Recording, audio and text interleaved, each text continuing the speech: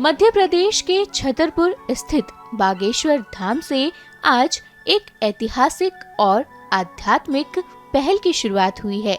यहाँ सनातन वैदिक गुरुकुलम का भव्य उद्घाटन किया गया, जिसका उद्देश्य भारतीय संस्कृति, वेदों और सनातन परंपराओं का संरक्षण करना है।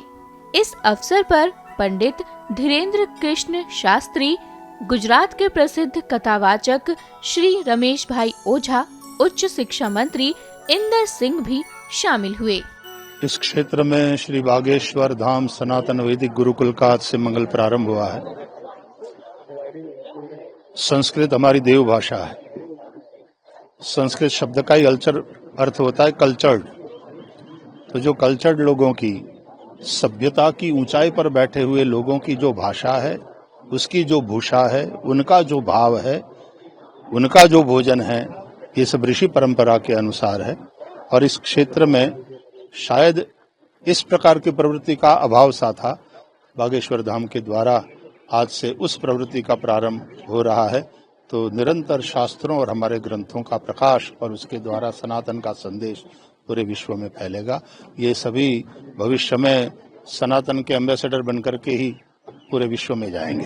समाज के लिए इस तरीके के वैदिक गुरुकुल खोला जाना कितना फोकस समझते हैं? जैसा कि आज ही मैंने कहा, कई लोग कहते हैं संस्कृत इज डेड लैंग्वेज। ऐसा नहीं है। एआई के जमाने में, आर्टिफिशियल इंटेलिजेंस के जमाने में संस्कृत की अहमियत और बढ़ने वाली है, ऐसा उस क्षेत्र के जानकार लोगों ने कहा है। अतः धोती पहने चाहे पैंट पहने, लेकिन संस्कृत भाषा जानना समझना जरूरी है। और भारत इसी से समृद्ध है और हम दे सकते हैं विश्व को ये भाषा और इस भाषा वाला ज्ञान। इस तरीके से सरकार उच्च शिक्षा में कई विद्यालय, महाविद्यालय खोल रही है, तो सरकार को किस तरीके से कदम उठाने चाहिए कि वैदिक गुरुकुलम जिस तरीके से आज साधु संतों, कथावाचकों या मतों से शुरुआत हो रही है, तो ये सरकार के द्वारा भी इस तरीके के वैदिक गुरुकुलम चाहे जितने भी हो, लेकिन यथासंभव पूरे भारत में प्राथमिक में और माध्यमिक में भी संस्कृत बच्चे सीख सकें, ऐसी व्यवस्था करना आवश्यक है। हमारे गुजरात में सरकार ने 6 से 12 के लिए भगवत गीता अभ्यास क्रम में ले लिया है। तो बच्चे सीखते हैं, उसका अर्थ समझते हैं और उनके लिए केवल वो फिलोसॉफिकल न हो जाए, इसलिए उस श्लोक या तो उस संदेश से संबंधित एक कहानी साथ में रखी गई है। तो इस तरह से संस्कृत के प्रति अभिरुचि हो। और मुझे इस बात का एक संतोष भी है, आनंद है, गौरव भी है कि वर्तमान सरकार उस दिशा में काम कर रही है। भारत में वंदे मातरम तो बोलना पड़ेगा, भारत माता की जय बोलना पड़ेगा अगर भारत में रहना है तो। नहीं तो हमको कोई हर्जा नहीं है, तुम जा सकते हो, हमको तुमसे कोई प्यार और लगाव नहीं है, क्योंकि तुम्हारे पूर्वज ने धर्म के आधार पर देश का बंटवारा किया। हिंदू हिंदुस्तान रहेगा, मुसलमान पाकिस्तान जाएगा।